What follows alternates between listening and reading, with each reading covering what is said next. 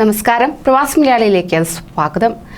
നേപ്പാൾ വഴി യാത്ര ചെയ്യുന്ന സൗദി പ്രവാസികൾക്ക് വീണ്ടും തിരിച്ചടി നൽകിയാണ് വിലക്ക് പ്രാബല്യത്തിൽ വന്നത്.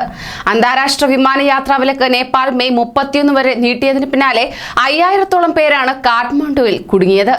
കോവിഡ് വ്യാപനം ശക്തമായ സാഹചര്യത്തിലാണ് ഈ മാസം 6-ാം തീയതി മുതൽ നിലവിൽ വന്ന വിമാനയാത്രാ വിലക്ക് ഈ മാസം അവസാനം വരെ ദീർഘിപ്പിച്ചുകൊണ്ട് ഉത്തരവ് പുറപ്പെടുവിച്ചത്.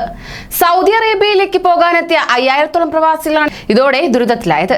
ഇപ്പോഴത്തെ സൗദി അറേബ്യയിലേക്ക് പോകാൻ നേപ്പാളിലെത്തി കുടുങ്ങിയവർക്കായി ചാർട്ടേഡ് വിമാന സർവീസ് ആരംഭിക്കുമെന്ന് നേപ്പാൾ സിവിൽ ഏവിയേഷൻ അതോറിറ്റി അറിയിച്ചിരിക്കുകയാണ്. ട്വിറ്ററിലൂടെയാണ് നേപ്പാൾ സിവിൽ ഏവിയേഷൻ അതോറിറ്റി ഇക്കാര്യം അറിയിച്ചത്. ഇത് കുടുങ്ങിയ പ്രവാസികൾക്ക് വളരെ വലിയ ആശ്വാസമായി തീർന്നിരിക്കുകയാണ്. സൗദിയിലേക്ക് പോകാനായി നേപ്പാളിലെത്തിയവരെ പ്രത്യേക ചാർട്ടേഡ് വിമാനത്തിൽ റിയാദിലേക്കോ ജിദ്ദയിലേക്കോ എത്തിക്കാനുള്ള നടപടികൾ സ്വീകരിക്കുമെന്ന് സിവിൽ ഏവിയേഷൻ അതോറിറ്റി ട്വീറ്റ് ചെയ്തു. ഇന്ത്യൻ എംബസിയുടെ ആവശ്യപ്രകാരമാണ് പുതിയ തീരുമാനം. എന്നാൽ ചാർട്ടേഡ് വിമാനങ്ങൾക്ക് സൗദി സർക്കാരിന്റെ അനുമതി ആവശ്യമാണ്. നേപ്പാൾ എയർലൈൻസ്, ഹിമാലയ എയർലൈൻസ് എന്നീ വിമാനങ്ങളിലായിരിക്കും ചാർട്ടേഡ് സർവീസുകൾ നടത്തുക.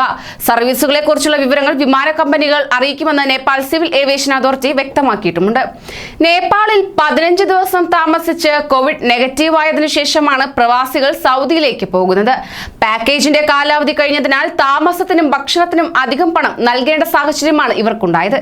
ഇന്ത്യയിൽ നിന്നും സൗദിയിലേക്ക് നേരിട്ട് വിമാന സർവീസ് ഇല്ലാത്തതിനാലാണ് പ്രവാസികൾ നേപ്പാൾ വഴി യാത്ര ചെയ്തത്.